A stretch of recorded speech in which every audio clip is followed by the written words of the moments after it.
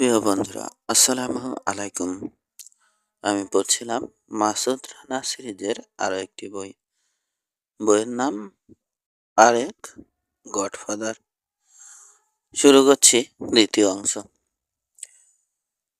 কারণ ততক্ষণে তোমার প্রতি আমার কোনো আগ্রহ থাকবে না।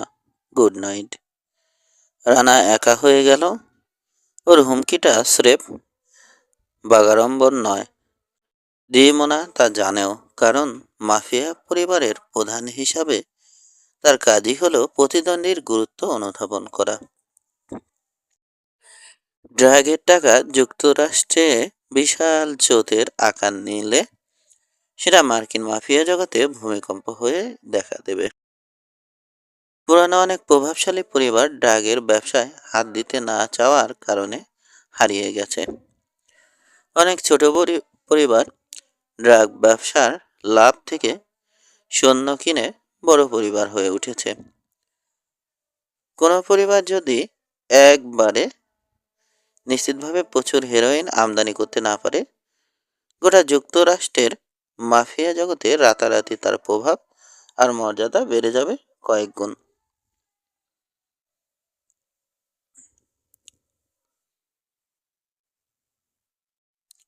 কোনো পরিবার যদি একবারে নিশ্চিতভাবে প্রচুর হেরোইন আমদানি করতে পারে, গোটা যুক্তরাষ্ট্রের মাফিয়া জগতে রাতারাতি তার প্রভাব আর মর্যাদা বেড়ে যাবে কয়েক গুণ। এরকম একটা সুযোগ মোনা হাতছাড়া করতে পারবে না, হোক তা অচেনা এক আগন্তুকের মুখের কথা। আবার এমনও হতে পারে গোটা ব্যাপারটা দুর্বোধ্য আর অস্বস্তিকর লাগছে তার। হিসাবটা সে কোনোভাবেই মেলাতে পারছে না। বেডরুমে ফিরে এসে একগাদা কাপড় চোপড় দিয়ে বিছানার মাঝখানে মানুষের একটা আকৃতি তৈরি করলো রানা, যেন চাদর মুড়ি দিয়ে শুয়ে আছে কেউ। বেডেটা খালি করে বুলেটগুলো নিয়ে গেছে দৈত্যাকার দেহরক্ষী। ওয়াল সেফ খুলে প্রিয় পিস্তল ওয়ালথারটা বের করলো রানা। তোয়ালে দিয়ে জড়ালো ওটা। তারপর আলো নিভিয়ে একটা চেয়ারে বসে অপেক্ষায় থাকলো। 2 ঘন্টা পর ক্লিক করে একটা শব্দের সঙ্গে দরজা খুলে গেল। রানা জানে ডিমোনা চাইলে বিখ্যাত হোটেল হিলটনের নিরাপদ সুইটে এর অতিরিক্ত চাবিও জোগাড় করতে পারে। সিটিং রুম থেকে বড়সড় একটা ছায়ামূর্তি ঢুকলো বেডরুমে, হাতে পিস্তল।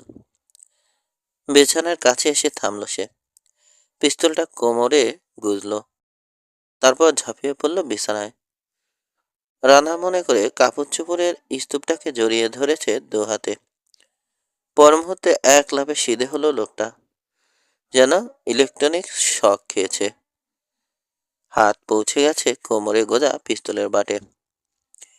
ইতিমধ্যে নিঃশব্দ পায়ে লোকটার পিছনে চলে এসেছে রানা। তোয়ালে মোড়া ওয়ালথারের বার দিয়ে তার ঘাড়ির উপর প্রচন্ড একটা বাড়ি মারল। কুত করে আওয়াজ বেরোলো মুখ থেকে। পর মুহূর্তে জ্ঞান হারালো লোকটা। দৈত্যাকার দেহরক্ষীকে নিচে পড়তে না দিয়ে মাঝপথেই ধরে ফেলল রানা। তারপর নিঃশব্দে মেঝেতে শোয়ালো। পিস্তলটা পাজামার সঙ্গে কোমরে গুজলো। তোয়ালেটাকে মুচড়ে রশি বানালো। তারপর দরজার পাশে সরে এসে আবার অপেক্ষায় থাকলো। সিটিং রুমে অস্পষ্ট পায়ের শব্দ। বেডরুমে কেউ ঢুকছে। তাড়াতাড়ি মাইকেল, ফিসফিস করলো দ্বিতীয় দেহরক্ষী। গলাটা সামনে বাড়াতেই রানার তোয়ালে ফাঁসের মতো প্যাচ খেয়ে গেল তার গলায়। আটকে উঠল লোকটা, কিন্তু সামান্য আওয়াজও বের করতে পারল না মুখ দিয়ে। হ্যাঁচকা টানে লোকটাকে কাত করলো রানা। তারপর হাঁটু দিয়ে মারল ওর পেটে উপর পেটে সোলার প্লেক্সাসে। মেঝেতে শুয়ে পড়ে 2-1 বার হাত পা নেড়েই স্থির হয়ে গেল লোকটা। মা পা মার শুধু জ্ঞান হারিয়েছে, মরবে না। ওদের পিস্তল দুটো থেকে গুলি বের করে নিল রানা। ওর অচেতন দেহ নিয়ে যাওয়ার জন্য চাকা লাগানো বড় একটা লন্ডি টলি নিয়ে এসেছে মোনার দেহরক্ষীরা। দরজা খুলে করিডোর থেকে সেটাকে সিটিং রুমে ঢোকালো। হাত চালিয়ে কাপড় চোপড় পরে নিল। জ্যাকেটের পকেটে চালান করে দিল লোকগুলোর কাছ থেকে পাওয়া অস্ত্র আর চাবি। লন্ডি টলিটা এত বড়, লোক দুজনকে তুলবার পরও গর্তটা পুরোপুরি ভরল না। ময়লা একটা চাদর দিয়ে তাদেরকে ঢেকে রাখলো রানা। ডিমোনা উঠেছে 22 তলায়, টপ ফ্লোর সুইটে। করিডোর ফাঁকা পেয়ে সোজা সার্ভিস এলিভেটরে এসে চলল রানা। এলিভেটর টপ ফ্লোরে উঠছে। পিস্তলটা হাতে নিয়ে চেক করলো রানা। ওয়ালথার খুব কাজের জিনিস। 25 গজের মধ্যে যে কোনো টার্গেটে লাগাতে পারবেও। কোনো হোটেল রুমে অত বড় হয় না। 4 আমি মাইকেল ডি মোনার দরজার সামনে দাঁড়িয়ে নিচু গলায় বলল রানা। কবাট সামান্য একটু খুলেছে কি খোলেনি। টলিটা খুব জোরে ঠেলে দিল রানা। দরজার পাল্লা উড়ে গিয়ে বাড়ি খেল ডি মোনার চোয়ালে। টলি সবেগে ছুটে চলেছে, একটা কফি টেবিলকে উল্টে দিল। তারপর নিজেও কাত হয়ে উপর উগড়ে দিল নোংরা কাপড় চোপড় আর 2 আত্মতায়ীকে। রানার একটা হাত ডিমোনার গলা চেপে ধরেছে। অপর হাতের পিস্তলের নল ডুবে আছে নাভিতে। ঠেলে তাকে একটা চেয়ারের উপর নিয়ে এলো রানা। আমাকে ধরে আনার জন্যে পিস্তলবাজ পাঠিয়েছিলে? ভেবেছিলে আমাকে কোণঠাসা করে ব্যবসার গুমরটা জেনে নেবে? অনেক হয়েছে ডিমোনা, এসো এবার আমরা সিরিয়াস হই। নিজেকে একবার জিজ্ঞেস করে দেখেছো এই আচরণ কার সঙ্গে করছো তুমি? আরসালান, আমি একজন ডন। মাফিয়া তোমাকে পিঁপড়ের মতো টিপে মেরে ফেলবে। আর আমি? ঠোঁটে নিষ্ঠুর এক চিলতে হাসি ফুটিয়ে জিজ্ঞেস করল রানা। তুমি জানো আমি কি হতে যাচ্ছি? তোমার মতো কত মাফিয়া ডন আমার গুড বুকে থাকার জন্যে পাগল হয়ে উঠবে, সে খেয়াল আছে? ঢোক গিলল ডিমোনা। কি চাও তুমি আরসালান? সিরিয়াস সিরিয়াস হতে বলছি। সিরিয়াস মানে তুমি আমার কাছে $10 লাখ জমা রাখবে আমার সার্ভিস পাওয়ার আশায়। তুমি যে ভুল করেছো এই জামানত তার হালকা শাস্তিও বলতে পারো। $10 লাখ, কিন্তু বিনিময়ে আমি কিছু পাবো না? নার্ভ শক্ত করে জানতে চাইল ডিমোনা। তুমি আমার কলিং কার্ড নিচ্ছ? হেরোইন ভর্তি ব্যাগটা তার পকেটে গুজে দিল রানা। তাছাড়াও তোমাকে আমি 3টে নতুন জীবন দিচ্ছি। বোকার মতো কিছু করতে যেও না। শুধু ঘাড় বাঁকা করে চারদিকে একবার চোখ বুলাও আর গোনো। ভেবো না তুমি পালাতে পারবে। পালাতে চাইলে কি এখানে আমি আসতাম? মন দিয়ে শোনো। আমি এখান থেকে চলে যাবার পর চাইবো তুমি আমাকে খুঁজে পাও। আসলে ঠিক কোথায় আমাকে পাওয়া যাবে এটা আমি তোমাকে আজ জানাবো, তুমি যাতে একজন প্রতিনিধিকে পাঠাতে পারো। প্রতিনিধি লোকটাকে তোমার অত্যন্ত বিশ্বস্ত হতে হবে। তার কাজ কি? তার কাজ হবে আমি কিভাবে চালানটা নিউ ইয়র্কে নিয়ে যাচ্ছি সেটা দেখা। কিন্তু তুমি যদি আমাকে মারার জন্যে কাউকে পাঠাও, আমার হাতে খুন হয়ে যাবে সে। তোমার জামানতও বাজেয়াপ্ত হয়ে যাবে। লোকটার গলা ছেড়ে দিল রানা। পিস্তলটা তলপেট থেকে সরিয়ে নিল। তোমার আসলে পালিয়ে যাওয়া উচিত ছিল আরসালান। তুর্কিদের তুমি চেনো না। আমরা মান সম্মানকে খুব বড় করে দেখি। আমাদেরকে কৌশিকানদের সঙ্গে এক কাতারে ফেলো না। তুরস্কের আফিম বেচে সমস্ত লাভ এতদিন একা শুধু ওরাই পেয়েছে, কিন্তু দিন এখন বদলাবে। তো যা বলছিলাম, তোমাকে একটু চুক্তিতে তোমাকে একটা চুক্তিতে আসার সুযোগ দিয়েছিলাম, সুযোগটা এখনো আছে। টেবিল হাতে সিগারেটের প্যাকেট আর লাইটার খুঁজলো মোনা। তারপর সময় নিয়ে ধরালো একটা। সে যেন ইচ্ছে করে অপেক্ষা করিয়ে রেখেছে রানাকে। তা $10 লাখ কিভাবে তুমি আদায় করতে চাও আরসালান? এখানে আমাকে পিস্তলের মুখে বসিয়ে রাখবে আর ব্যাংকে পাঠাবে আমার দেহরক্ষীদের? দেখাচ্ছি কিভাবে। এখন ভোর 4টে হলেও পৈরুতে কিন্তু ব্যাংক কখনোই বন্ধ হয় না। সব ক্যাসিনোতেই ব্যাংকের শাখা আছে। তাছাড়া প্রাইভেট মানি চেঞ্জারও আছে। চুপি চুপি সোনা, না কাটা হিরে কিংবা স্টক সার্টিফিকেট জমা নিয়ে টাকা দেয়। ফোনে রিসিভার তুলল রানা, ডায়াল করলো, কথা বলল চোস্ত আরবিতে। তারপর চেঞ্জার নিজে লাইনে আসতে আরবীয় আরবির বদলে অনর্গল পর্তুগিজ চালালো। গোটা ব্যাপারটা তাকে বোঝাতে রানার সময় লাগলো মাত্র 1 মিনিট। এরপর কি? রানা যোগাযোগ কেটে দিতে জানতে চাইল মোনা। এখন আমরা পরস্পরের সান্নিধ্য সুখ উপভোগ করব। তুমি সিগারেট ধরাও, মদ খাও, তোমার যা খুশি। ধন্যবাদ।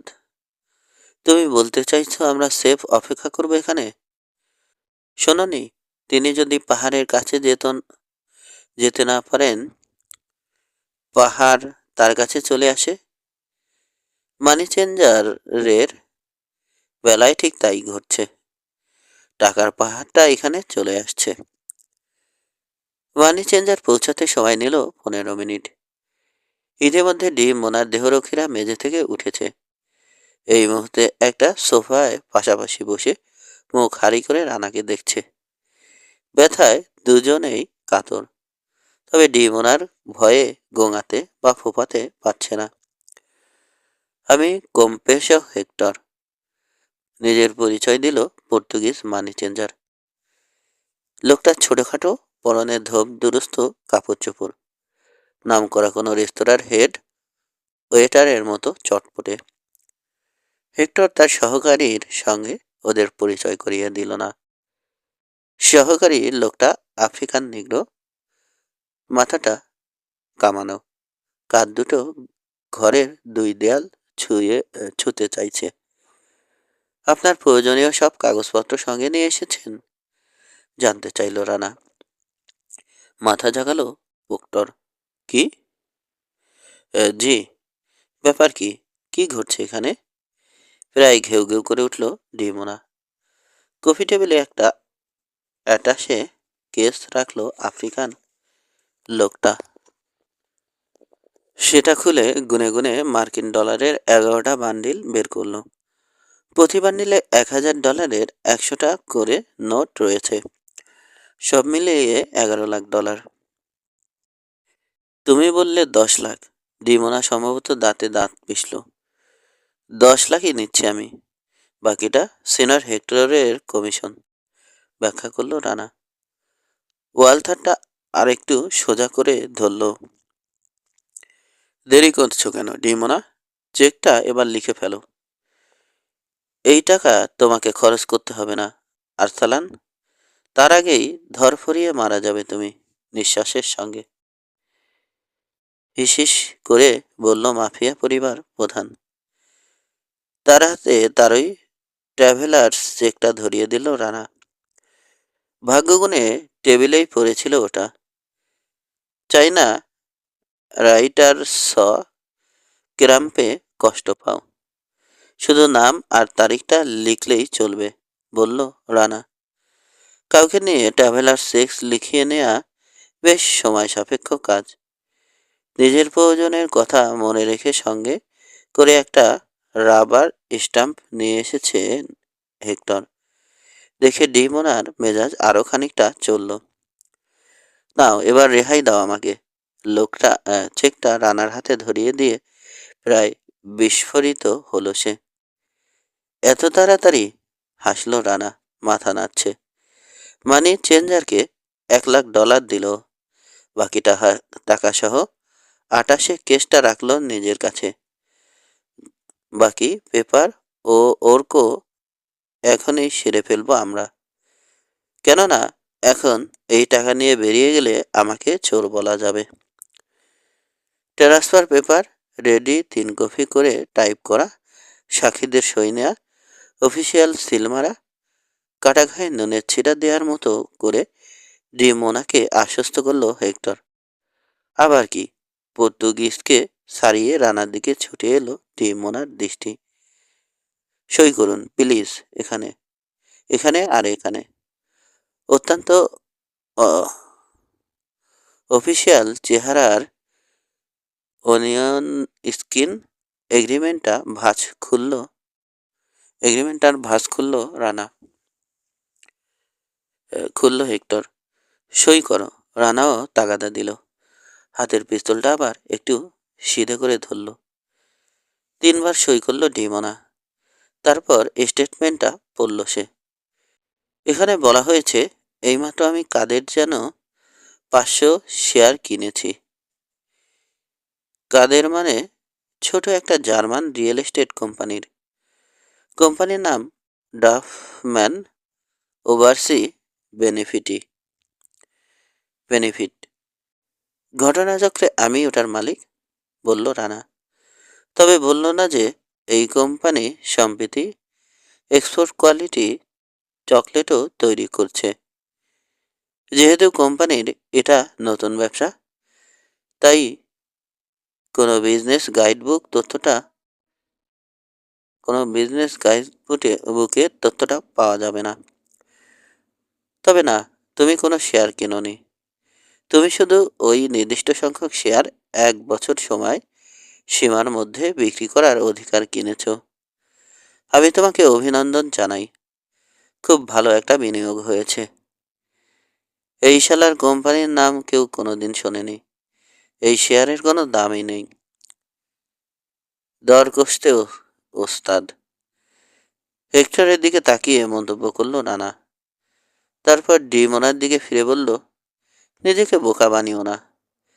তোমার আসলে বোঝারই ক্ষমতা নেই কত ভালো একটা ব্যবসার সঙ্গে নিজেকে জড়িয়েছ। যাকগে, সিনিয়র হেক্টরের সঙ্গে চলে যাচ্ছি আমি।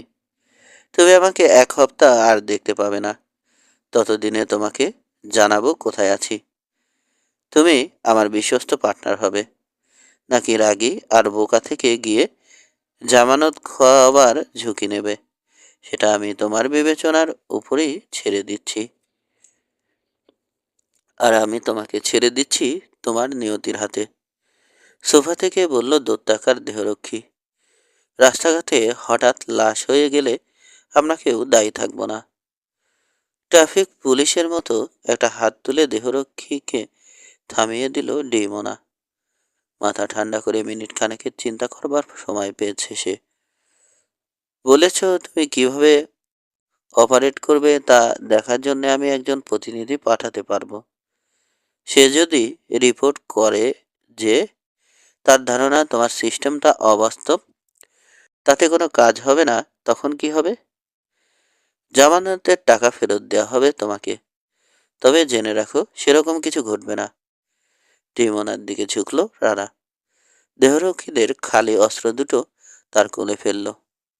এতক্ষণে অন্তত এটা তুমি জেনেছ যে ইংরেজি টলিটা দেখালো আমি ঠিকই ডেলিভারি দিতে পারি। 5 ইজমির শহর মাউন্ট পাবাস এর ঢাল থেকে শুরু হয়ে সাগরের কিনারা পর্যন্ত বিস্তৃত। ধুলোমাখা একটা পাম গাছের পাশেই ইন্টারন্যাশনাল হারভেস্টার ট্রাক্টর কোম্পানির বিলবোর্ড দেখা যাচ্ছে। আরেকদিকে 16শো শতাব্দীর মসজিদের পাশে স্কাই স্কাপার দাঁড়িয়ে। স্কাই স্কাপারের উল্টো দিকে রোমান সভ্যতার ধ্বংসাবশেষ। রাস্তায় স্বাস্থ্যবান লোকজন, তাদের প্রায় প্রত্যেকের মাথায় কাপড়ের ক্যাপ।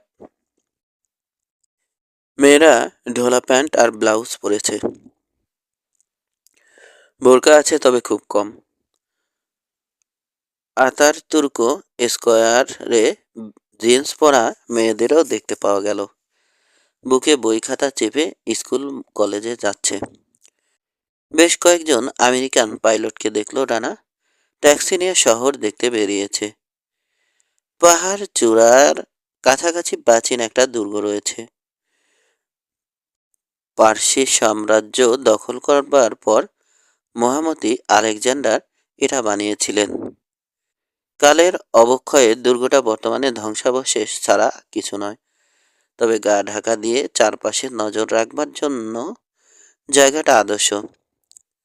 পাথরের চওড়া একটা পাঁচিলে বসে পাহাড়ি ঢালের আধ মাইল নিচের একটা রেস্তোরাঁর দিকে বেনকিউলার তাক করেছে রানা। আঙুললতা দিয়ে ঘেরা খোলা একটা উঠানে বসে লোকজন লাঞ্চ সারছে। জানালা দিয়ে কিচেনের ভিতরটা দেখা যাচ্ছে। ডিশে রোস্ট করা হাঁস আর হলুদ পুডিং সাজানো হচ্ছে। উর্দি আর লাল ফেজ হ্যাট পরা একজন ওয়েটার এক আমেরিকান মধ্যবয়স্ক দম্পতিকে সার্ভ করছে। আর এক টেবিলে দুজন পেশিবহুল তরুণ খেতে বসেছে। দুজনের মাথাতেই ঝাঁকড়া চুল। তবে তারা যত না খাচ্ছে তার চেয়ে বেশি তর্ক করছে। অর্থাৎ সাধারণ তুর্কি এরা, আত্মতাই নয়। সবচেয়ে ভালো টেবিলটায় একটা মেয়ে একা বসে আছে। রূপ আর সাজ পোশাক দেখে মডেল বলে মনে হয়। পেঁয়াজের রং নিয়ে মাথায় একরাশ চুল। মুখের আকৃতি অপরূপ পানপাতা। পা দুটো লম্বা। রুচিসম্মত রুচিসম্মত স্টাইলিশ ড্রেস দেখে বোঝা যায় মেয়েটা ফরাসি। নিজের উপর জোর খাটিয়ে পেনকিউলার ঘুরিয়ে নিল রানা। খুনি খুঁজছে ও, সেক্স সিম্বল নয়। 3 দিন আগে মোনাকে মেসেজ পাঠিয়েছে রানা। সে আর তার প্রতিনিধিকে এই রেস্তোরাঁয় পাঠাতে পারে। ওখানে দুজন একটা সমঝোতায় আসবে, নয়তো পাথরে চাতালে রক্তপাত ঘটাবে। ডিমোনার লোক এখনো এসে পৌঁছায়নি। হাত গড়িয়ে দেখল রানা। নির্দিষ্ট সময় পার হতে এখনো 5 মিনিট বাকি। ঢালবে রেস্তোরাঁয় নামতেও ওই 5 মিনিটই লাগবে ওর। পাঁচিলের উপর দামি কিউলারটা ফেলে যাচ্ছে রানা। ভাগ্যবান কোনো কিশোর দেখতে পেলে খুশিতে আত্মহারা হয়ে উঠবে। শহরের ভিতর দিয়ে নিচে নামবার সময় আঁকাবাঁকা রাস্তার পাশে রেলিং দিয়ে ঘেরা বাড়ির বারান্দায় কিশোর ছেলে মেয়েদের খেলতে বা গল্প করতে দেখলো রানা। অনেকেই ওর দিকে তাকাচ্ছে, তবে খুব একটা কৌতূহল নিয়ে নয়। নানা একজন তুর্কি, অন্তত যতক্ষণ আদালতে অন্য কিছু প্রমাণিত না হয়। হাত দিয়ে প্রিয় ওয়ালথার ছুরি আর ছোট একটা গ্রেনেডের স্পর্শ নিল রানা। হয়তো কিছুই ঘটবে না, কিংবা হয়তো রীতিমতো একটা যুদ্ধ বেঁধে যাবে। বাঁক নিয়ে রেস্তোরাঁর নিজস্ব চাতালে উঠে এলো রানা। মধ্যবয়স্ক আমেরিকানদের বদলে টেবিলটা এখন কয়েকজন স্থানীয় টিনেজার বসেছে। সবার কাছে একটা করে মোবাইল ফোন। পেশিবহুল তরুণ দুজন তর্ক থামিয়ে ডমিনো খেলছে। আবার ঝগড়া বাঁধা সেফ সময়ের ব্যাপার। রেস্তোরাঁর মালিক ভুঁড়িটা শার্ট ছিঁড়ে বেরিয়ে আসবার উপক্রম করছে। উষ্ণ অভ্যর্থনা জানালো রানাকে। ঠিক এই সময় খেয়াল করলো ওকে ছাড়িয়ে ওর পিছন দিকে চলে গেছে তার দৃষ্টি। ঘুরল রানা। কালো স্যুট আর হ্যাট পরা 4 জন ওরা। কলারগুলো নেকটাই ছাড়াই বোতাম দিয়ে আটকানো। প্রত্যেকে একটা করে মিউজিক্যাল ইনস্ট্রুমেন্ট বহন করছে। লোকগুলো নিশ্চয়ই রেস্তোরাঁর উল্টো দিকের বাড়িটা থেকে বেরিয়ে এসেছে, কারণ আশপাশে আর কোনো বাড়ি নেই। গেটে কোনো গাড়িও দেখা যাচ্ছে না। জ্যাকেটের ভিতর হাত গলিয়ে ওয়ালথারের বাট ধরল রানা। মিউজিশিয়ানদের লিডার তার কেসটা খুলে একটা বেলা লাইকা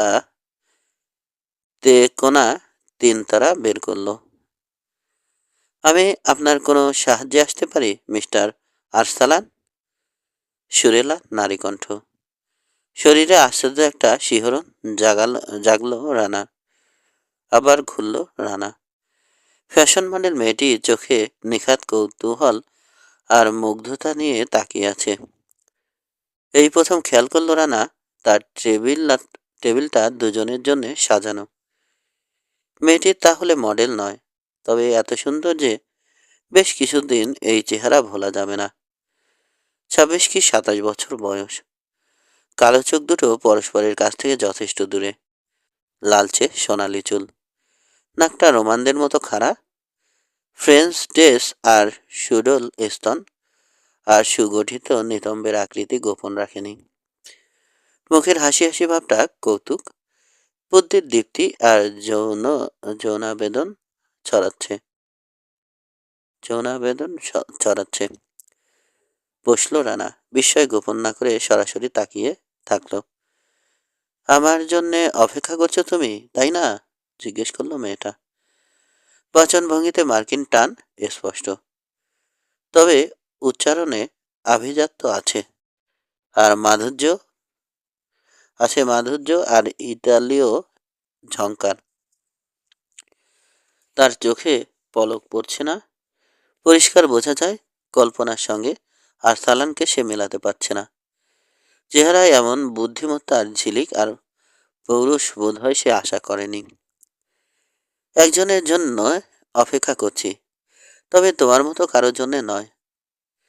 তোমাকে আসলে মোটেও নার্ভাস লাগছে না, ধীরে ধীরে বলল মেয়েটি। তবে আমি জানি তুর্কি পুরুষরা মেয়েদের ব্যাপারে কেমন হয়। সত্যি জানো?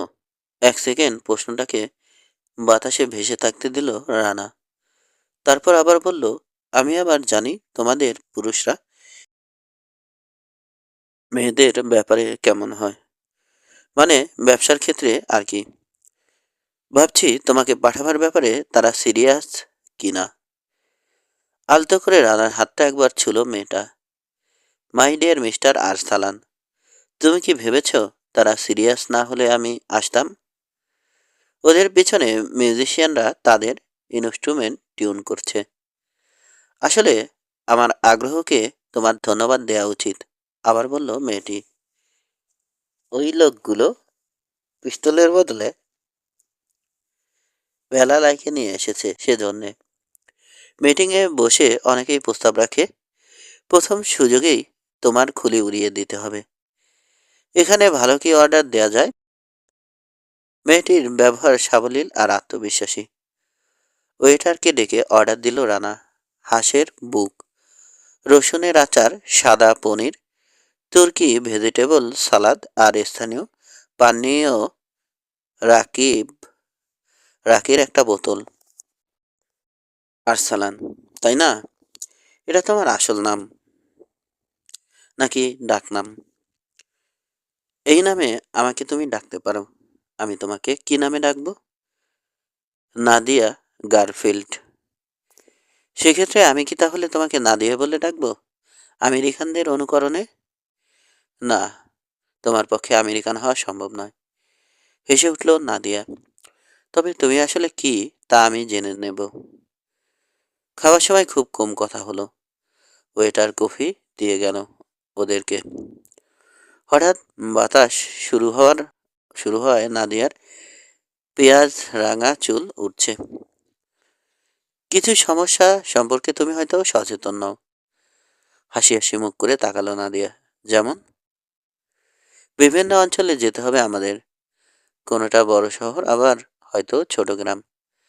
কিছু কায়িক পরিশ্রমের কাজ আছে। ছোট মাপের কিছু বিপদের ঝুঁকিও আছে। জানি না কি বলতে চাইছো। আমি ধরে নিয়েছিলাম আমার সঙ্গে ঘোরার জন্য একজন পুরুষকে পাঠানো হবে, কিন্তু এখন এত দেরি হয়ে গেছে যে প্ল্যান শুধরে নেওয়া সম্ভব নয়। এসব দিক আমি ভেবেছি আরসালান। আমাকে যারা পাঠিয়েছেন তারাও ভেবেচিন্তেই পাঠিয়েছেন। আচ্ছা, একটা মেয়ের সঙ্গে বেড়াতে তুমি কি ভয় পাও? আমি ভয় পাই দুর্বলতা, রূপের দেমাক আর নির্বুদ্ধিতাকে। দুনিয়ার সব মেয়ের মধ্যে হয়তো নয়, তবে আমেরিকান মেয়েদের মধ্যে এসব প্রচুর দেখা যায়। দৃষ্টি তীক্ষ্ণ হলো রানার। দেখতে চায় রাগে মেয়েটা লাল হয় কিনা। তুমি অভিযোগ করার কোনো সুযোগ পাবে না, উত্তর দিল নাদিয়া। কণ্ঠস্বরে বিন্দুমাত্র কম্পন নেই। মিউজিশিয়ানদের ছোট্ট ব্যান্ডটা ইতিমধ্যে জমিয়ে তুলেছে। পালা করে প্রতিটি টেবিলের সামনে থেমে বাজাচ্ছে তারা। নাদিয়া রানাকে দেখে কেউ যদি প্রেমিক প্রেমিকা বলে মনে করে তাকে দোষ দেয়া যাবে না, কিন্তু এখানে বসে 100 মিলিয়ন মার্কিন ডলারের বিনিময়ে মৃত্যু আর দুর্দশা ডেকে আনবার প্ল্যান করছে ওরা। এবার তোমার কথা বলো আর সালান। কথা দিচ্ছ 2 মাসের মধ্যে সম্পূর্ণ ডেলিভারি? বোটে না প্লেনে? প্রশ্নের ভিতর প্রশ্ন ঢুকিয়ে রানাকে বিভ্রান্ত করতে চাইছে নাদিয়া। উত্তর আদায় করবার পুরনো একটা কৌশল এটা। সে তুমি দেখতেই পাবে। তুমি আমাকে বিশ্বাস করতে পারছো না বুঝি সেটা, কিন্তু যারা আমাকে পাঠিয়েছেন তাদেরকে রিপোর্ট করতে হবে আমার। এ তো আর ভুলে থাকা সম্ভব নয় যে তোমার কাছে 10 লাখ ডলার জমা আছে আমাদের। কিসের জমা? 10 লাখ ডলার দিয়ে আমার কোম্পানির শেয়ার কিনেছ তোমরা। সবই আইনসম্মতভাবে করা হয়েছে। ওটা অখ্যাত এক জার্মান কোম্পানি, নিজের কাবার হিসেবে ব্যবহার করেছ। তুমিও জানতে। আমরা চেক করব। ওরা দক্ষিণ আফ্রিকা আর আমেরিকায় ফ্ল্যাট বাড়ি বিক্রি করে। দুঃখিত, এ ব্যবসায় আমাদের কোনো আগ্রহ নেই। কাজ ঝাঁকিয়ে চুপ চুপ করে থাকলো রানা। বাঁ হাতের মধ্যমায় পড়া হীরের আংটিটা ডান হাতের আঙুল দিয়ে নাড়ছে নাদিয়া। তবে বিজনেস কাভার কত বিচিত্র ধরনের হতে পারে সে সম্পর্কে আমাদের ধারণা আছে। ওই 10 লাখ ডলারকে আমরা প্রথম কিস্তি বলে ধরে নিয়েছি। বাকি 90 লাখ ডলার নিউ ইয়র্কে মাল ডেলিভারি দেওয়ার পর পাবে তুমি। এর চেয়ে কয়েকজন এর চেয়ে লাভজনক ব্যবসা দুনিয়াতে আর আছে? তুরস্ক থেকে 200 কিলো কিনছো মাত্র 2000 ডলারে, ভাবা যায়? সৌন্দর্যের আধার অবয়ব আর যৌবন ভারাক্রান্ত শরীরটার আড়ালে লুকিয়ে আছে একজন মাফি ওসর ইস্পাত কঠিন মন। আলাপ আর আচরণ থেকে ধীরে ধীরে পরিষ্কার হয়ে আসছে নাদিয়া গারফিল্ড অল্প জলের মাছ নয়। দেখো নাদিয়া, আমার সঙ্গে খেলতে চাওয়াটা ভুল হবে। কৌশিকানদের আমি ব্যবসা থেকে ভাগাতে চাই। তুমি যে দাম দিতে চাইছো ওই দাম মার্সেই থেকে পাইকারি দরে হেরোইন কেনার সময় দাও তোমরা। নিউ ইয়র্কে ডেলিভারি হবে, তাই দামও বেড়ে দ্বিগুণ হয়ে যাবে। তোমরা আমাকে 2 কোটি ডলার দেবে নাদিয়া, তার উপর 10 লাখ ডলারের একটা বোনাস। কেন, কি কারণে তা আমরা দিতে যাব? কারণ এটাই আমার মূল্য। কারণ একক শিপমেন্টে এত হেরোইন একসঙ্গে কখনোই তোমরা পাওনি।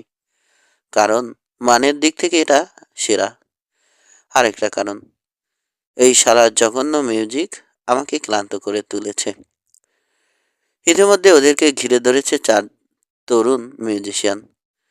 বাদ্যযন্ত্রের ঐকতানে কান ঝালাপালা। তার উপর 4জনই গাধার মতো চেঁচাচ্ছে বিরতিহীন। তুমি টার্কিশ মিউজিক পছন্দ করো না? বিস্মিত হওয়ার ভান করলো নাদিয়া।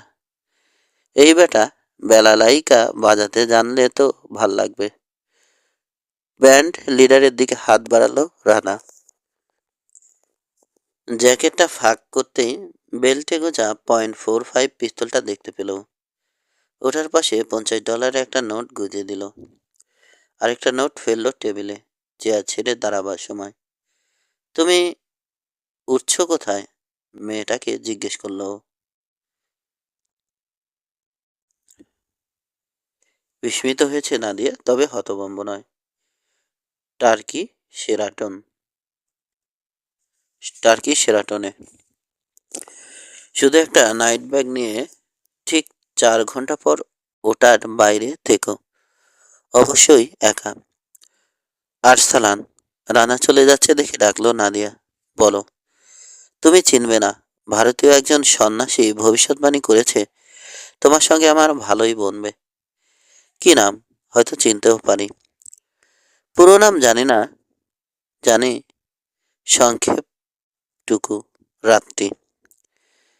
বিস্ময়ের ধাক্কাটা গোপন করবার জন্য সঙ্গে সঙ্গে খুলল রানা। দ্রুত পায়ে হাঁটছে। অনন্য রায়হান তার প্যাডে এই শব্দটাই লিখেছিল, রাত্রি। না, এই নামে কাউকে আমি চিনি না। বেল থেকে নোটটা বের করতে গিয়ে ব্যান্ড লিডার হাতের বেলালাইকাটা ফেলে দিল। মেঝেতে পড়ে বিষণ্ণ কাতর শব্দ করল সেটা। দীঘায়, অর্থাৎ মেদিনীপুরে আমেরিকানরা তদন্ত করবার জন্য লোক পাঠিয়েছিল।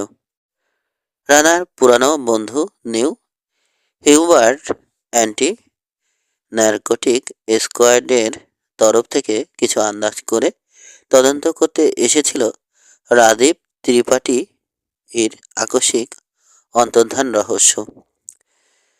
কুশলাদি বিনিময়ের পর নিজের কেস সম্পর্কে যা জানে সবই বন্ধুকে বলে গেল হিউবার্ট। তারপর প্রশ্ন করল, তোর কেসটা কি? আমি মুখ খোলার আগে তোকে একটা শর্ত পূরণ করতে হবে দোস্ত, বলল রানা। ভুরু কোচকালো হিউবার্ট। শর্ত? কি শর্ত? আমাকে নানাভাবে সাহায্য করার সুযোগ আছে তোর। কথা দে সুযোগগুলো তুই হারাবি না।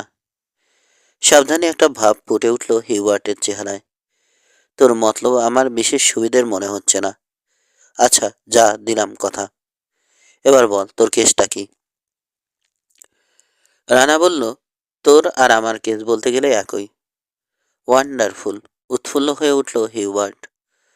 কত দূর এগিয়েছে তোর তদন্ত? মাথা নাড়ল রানা। তা বলা যাবে না। সে কি? আমি যে তোকে আমার কেস সম্পর্কে লেটেস্ট সব কিছু জানিয়ে দিলাম। তুই যদি বোকা হোস, সে দোষ কি আমার? কথা দিয়েছিস, এখন কিছু সাহায্য করতে অস্বীকার করতে পারবি না। ভালো কথা, শর্ত আরও একটা আছে। তুই কিন্তু দোস্ত আমাকে ফলো করতে পারবি না। ঠিক আছে, আমিও তোকে কেমন ধাঁধায় ফেলে দেই, দেখ তাহলে। তোর সাহায্য বলতে দরকার কয়েক আউন্স বিশুদ্ধ হেরোইন আর 220 পাউন্ড আফিম, এই তো? একটু থেমে হাসলো হিউবার্ট। হাঁ করে আছিস কেন রে? মুখের ভেতর মাছি ঢুকে যাবে যা। দারোগাবাবু অর্থাৎ সদাশয় গুপ্ত ভগবান রাজীব ত্রিপাঠী সম্পর্কে প্রচুর তথ্য দিয়েছেন রানাকে। তার মধ্যে একটা হলো, বছর 5 আগে হঠাৎ একদিন সন্ন্যাসীর আবির্ভাব হয়েছিল রামনগর থানার কৃষ্ণনগর গ্রামের একটা অশ্বত্থ গাছের তলায়। গাছটার সামনে দিয়ে হাটে যাওয়ার মেঠো পথ চলে গেছে। পথিকরা ওখানে থেমে যা জানতে চাইত, ধ্যানমগ্ন সন্ন্যাসী তার জবাব দিতেন। ইনিই ভগবান রাজীব ত্রিপাঠী।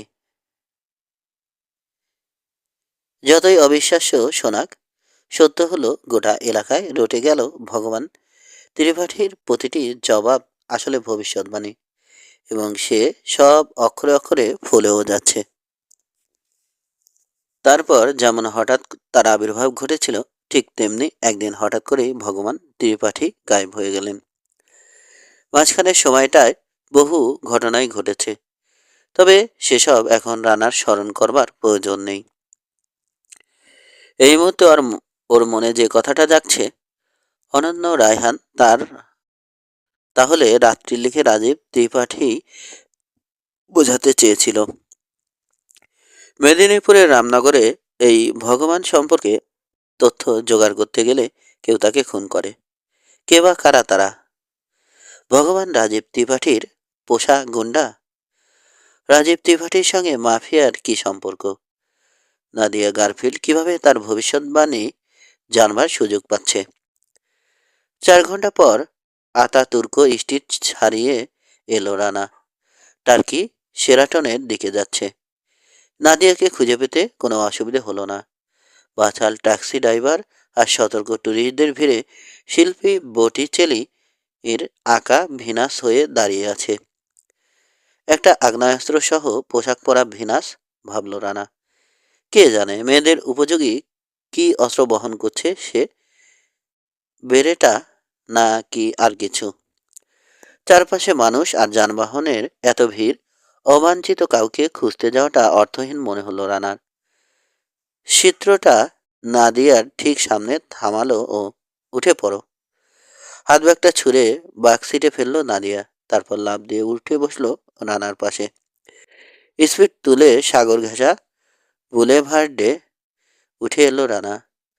গালফ অব ইজমিরকে বাঁকা একটা রেখা ধরে ঘিরে রেখেছে ওটা। কোথায় যাচ্ছি আমরা, জানতে চাইল নাদিয়া। নাকি প্রশ্নটা বোকার মতো হয়ে গেল? রানা এমন দৃষ্টিতে তাকালো যার মানে হ্যাঁ। মাঝে মধ্যে গাড়ির সাইড মিররে চোখ রাখলো রানা। ইজমিরের রাস্তা অটোমোটিভ মিউজিয়ামের মতো। পার্থক্য শুধু সমস্ত পুরানো বুইক, পাকার্ড, ফোর্ড, পিলিমাথ, মরিস ইত্যাদি এখনো কিভাবে যেন চলছে। প্রায় প্রতিটি গাড়ি থেকে উপচে পড়ছে আরোহী।